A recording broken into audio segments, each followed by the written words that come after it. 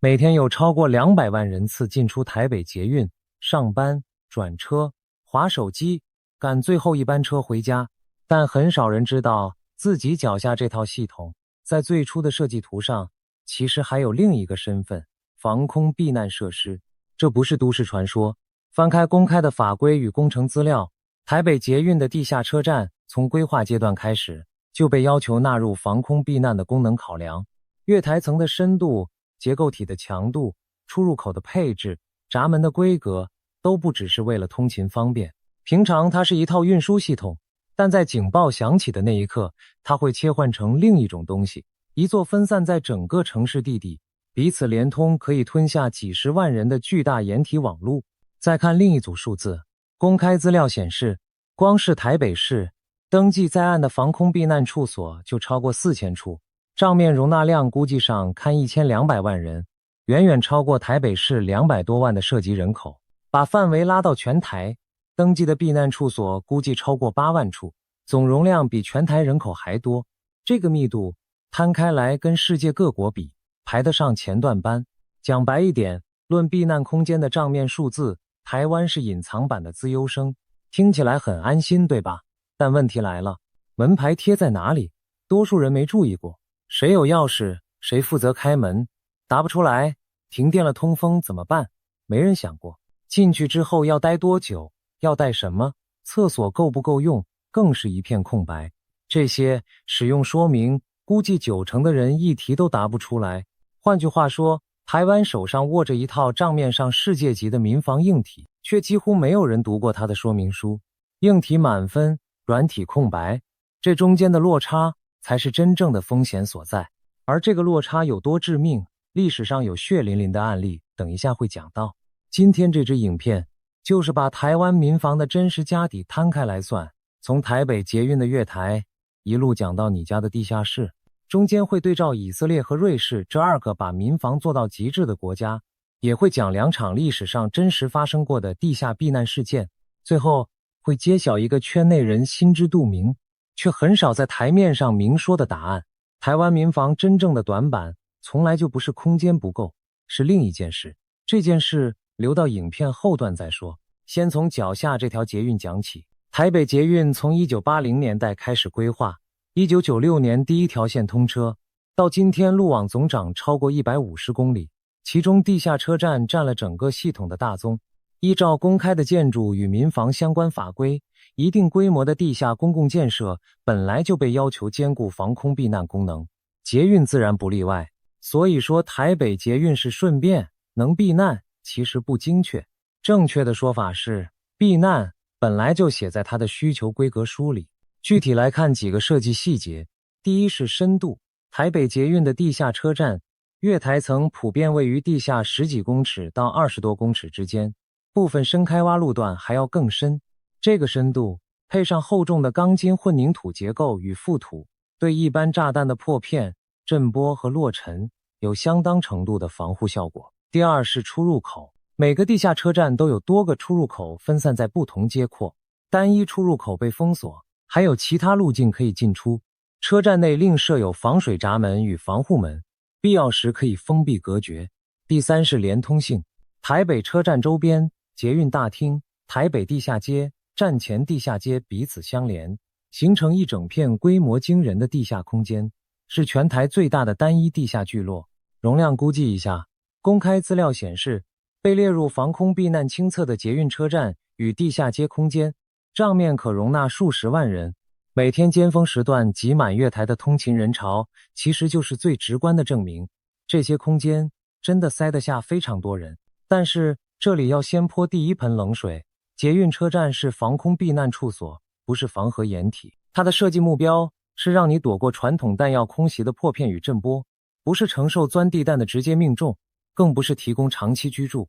它沒有为長期避難準備的糧食庫存，沒有軍規的濾毒通風系統，也沒有幾千人份的廁所與飲水。講得更直白，它是一把很大的傘，不是一間旅館。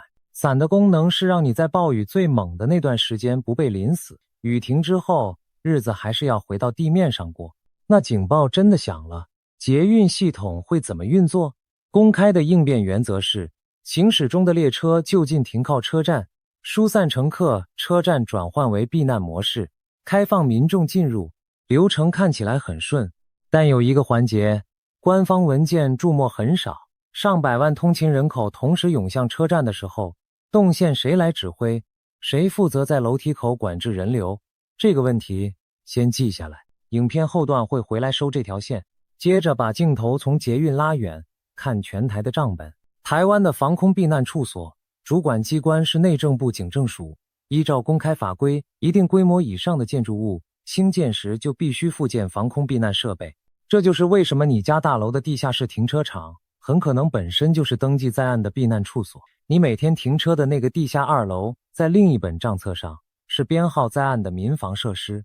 數量攤開來看，公開資料顯示，全台登記的防空避難處所估計超過8萬處，總容納量估計超過2400萬人，賬面上比全台總人口還要多。台北市因為建築密度高，地下空間多，密度又特別突出，超過4000處，估計可容納約1200萬人，大約是涉及人口的4倍以上。也就是說，理論上每一個台北市民附近都有不止一個位置。問題是，你家附近那一處到底在哪裡？查詢方式其實很簡單，只是絕大多數人從來沒查過。第一，警政署官網設有防空疏散避難的查詢專區，輸入地址就能列出住家與公司附近的登記地點。今年這些資料也整合進地圖服務，手機打開就查得到，前後不用3分鐘。第二，學會看門牌。依規定，登記在案的避難處所入口明顯處會張貼標示牌，寫注防空避難設備或避難處所的字樣，標明可容納人數。新式標示還加上2維碼，掃描就能看到詳細資訊。下次經過大樓門口，走進地下停車場，可以留意一下，它可能一直都在，只是你從來沒有看見它。但這裡要潑第二盆冷水，登記不等於堪用。這些避難處所絕大多數是民間大樓的地下室，平常是停車場、機房、倉庫，雜物堆放擋住通道，出入口平時上鎖，通風設備老舊失修，這些都是公開報道與地方議會質詢反覆點名的問題。賬面8萬處，警報響起後，實際上有多少處能在10分鐘內開門、進人、關門？沒有任何人敢給出保證的數字。這個賬面與現實的落差，就是後段那個答案的一部分。先繼續往下看，別人是怎麼做的？要看民防的天花板在哪裡，看2個國家就夠了，以色列和瑞士。先講以色列，這個國家常年活在火箭彈與飛彈的威脅之下，民防對他們來說不是演習，是日常生活的一部分。1992年之後，以色列立法規定，新建住宅每一戶都必須設置安全房，一個以鋼筋混凝土強化、配備氣密門窗的房間，平常當書房或儲藏室。警報一響，全家躲進去。注意這個設計哲學的核心，避難空間不在幾條街外的公共掩體，而在你自己家裡面。因為以色列人攤開來算過一筆冷酷的賬，從警報響起到火箭彈落地，短則15秒，長則90秒，人根本來不及跑到街上，更別說跑進公共掩體，距離是用秒換算出來的。再看警報系統，以色列的手機警報精準到分區，哪個社區有威脅就只叫醒哪個社區，避免整個國家陷入不必要的恐慌，也避免民眾因為警報太頻繁而麻痹。更關鍵的是教育，從幼稚園開始，躲警報就是每年反覆演練的固定科目，跟我們的地震演習一樣自然。警報一響，全國動作整齊劃一，幾十秒內各就各位。這不是民族天性，是幾十年演練堆出來的肌肉記憶。再講瑞士，這個永久中立國做了一件全世界最極端的事。1963年，瑞士立法要求每一個居民都要有一個受保護的掩體位置，新建住宅必須附建符合國家規格的避難室，不想建的就繳費給政府，由政府統一興建公共掩體。半個多世紀累積下來，公開資料顯示，瑞士的掩體位置覆蓋率超過100%，是全球唯一掩體位置比人口還多的国家。山區裡甚至有可容納約2萬人的大型隧道掩體，通風、濾毒、糧食、醫療一應俱全。瑞士人的邏輯很冷靜，中立不是護身符，準備才是。正因為不想打仗，所以要讓任何人都覺得打瑞士不划算。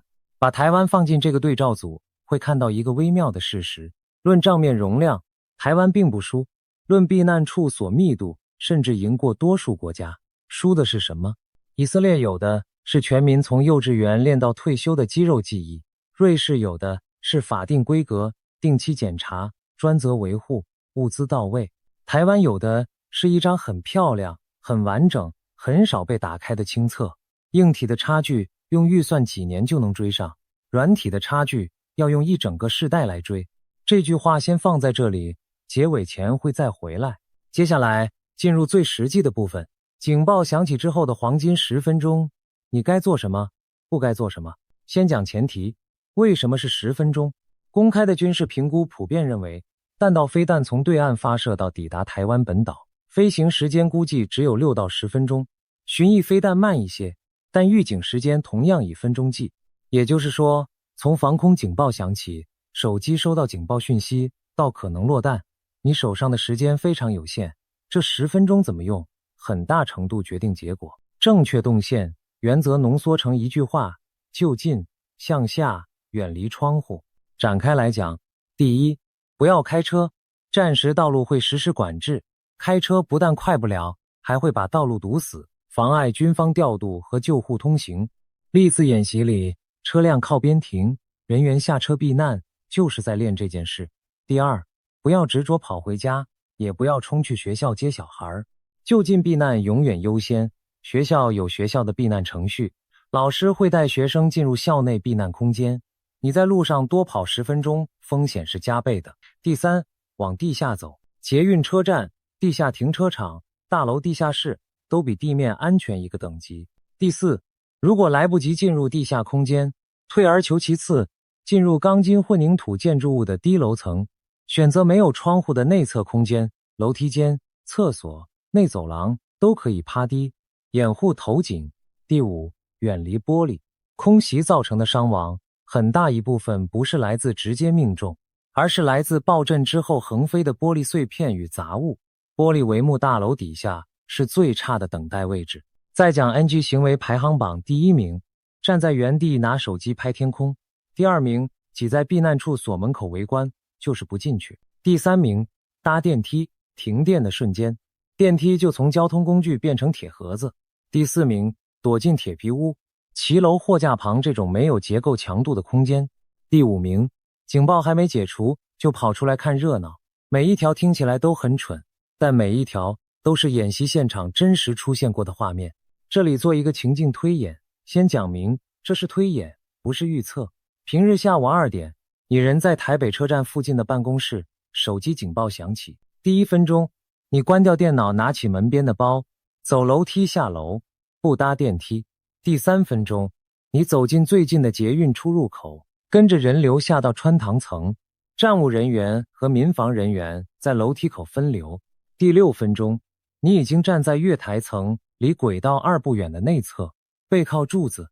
第10分鐘，落彈與否，你都在這座城市防護等級最高的空間之一。同一個推演換一個版本，你猶豫了3分鐘刷新聞，又花4分鐘去牽機車，警報後第10分鐘，你人在毫無遮蔽的馬路上，同樣的城市，同樣的硬體，2種結局，差別不在設施，在你有沒有預先想過一遍。這裡插入第一個歷史對照，1940年的倫敦大轟炸，德軍對倫敦連續轟炸好幾個月，市民湧入地鐵站避難，高峰期估計當晚有10幾萬人睡在月台與軌道旁。地鐵確實保住了大量人命，但公開史料也記下殘酷的一面。1940年10月，巴勒姆站遭到炸彈貫穿，水管爆裂，隧道坍塌，在站內避難的市民有60多人罹難。這件事給後世一個清醒的提醒：地下空間能大幅提高存活率，但世界上沒有任何地方是絕对安全的。避難的本質是幾率管理，把生存幾率從低拉到高，而不是拉到100%。理解這一點，才算真正看懂民防在做什麼。順利進到地下之後，真正的考驗才開始。這一段講地下空間的物理極限，通風、水、廁所，還有你到底要待多久。第一個極限，空氣。人擠在密閉空間裡，最先出問題的不是食物，是通風。捷運車站平常靠大型機電系統換氣，這套系統要吃電，市電正常時一切安好，站時如果電網受損，備源電力和發電機的燃料撐得了幾小時到幾天不等，之後就要靠開門開口的自然通風。一個塞進幾千人的地下空間，換氣不足時，二氧化碳濃度上升，人會頭痛、暈眩、煩躁，判斷力下降。這就是為什麼真正的長期掩體都要配備獨立的通風與濾毒系統，而一般避難處所沒有這種等級的配置。第二個極限，水。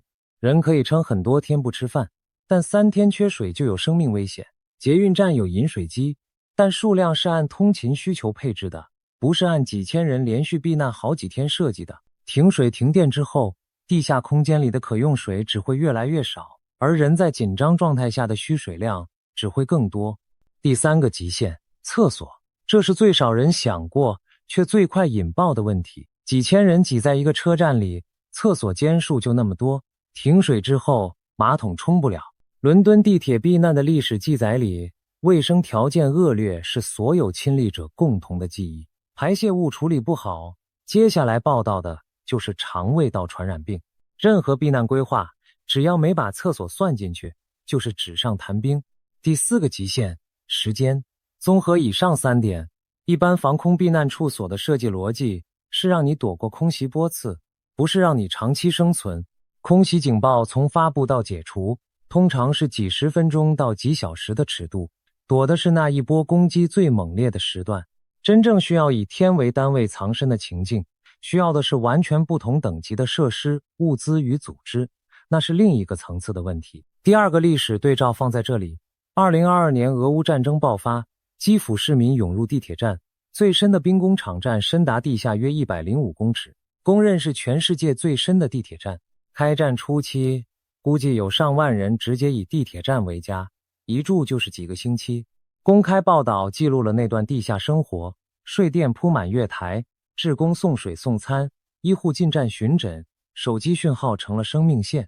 基輔地鐵撐住了，但撐住的關鍵不是車站結構本身，而是整座城市動員起來的後勤系統。這句話值得抄下來。地下空間只是容器，讓容器變成避難所的是物資和組織。物資，官方存量有限，得自己準備。這一段講家庭準備清單，可以直接抄。核心概念一句話：3天自持力，意思是不依賴任何外部補給，你們全家能自己撐過72小時。這是國際通行的家庭防災標準，公開發放的全民安全指引，講的也是同一套邏輯。而且這套準備不是只為戰爭，地震、颱風、大停電，通通用得上。第一類，水，每人每天約3公升，3天就是9公升，一家4口大約36公升，直接買整箱瓶裝水放着，快到期就拿來平常喝，再補新的一箱，這叫循環備災，零浪費。第二類，食物，選不用開火、不用冷藏的，罐頭、蘇打餅、泡麵、能量棒、巧克力，一樣採循環備災，集中放在固定的箱子。第三類，電與光，手電筒加備用電池，行動電源平常充飽，再加一台收音機。收音機這條最多人漏掉，戰時網絡與基地台可能中斷，廣播是接收官方訊息最可靠的備援管道。第四類，醫藥，常備藥，個人處方藥至少7天份，外傷包紮用品，口罩，家裡有長輩、嬰幼兒或慢性病患的，把他們的特殊需求單獨列一張清單。第五類，文件與現金，身份證件、存折、保單的影本裝進防水袋，加上一筆小額現金。停電的時候，行動支付和提款機都是裝飾品，紙鈔才是硬通貨。最後一類，一個背包，把上面所有東西裝進一個放在門口的後背包，這就是緊急避難包。警報響起，拿了就走，不用翻櫃子，不用猶豫。以上全部，一個週末幾千元台幣就能備齊。攤開來算，這大概是全世界投資報酬率最高的保險。但公開的民調顯示，台灣實際備妥避難包的家庭估計只有1-2成。硬體世界級，個人準備卻在後段班。為什麼會這樣？時間到了，講最後的揭曉。回收前面埋的所有伏筆。台灣民防真正的短板，不是空間，不是設備，甚至不是預算，是4個字：沒人演練。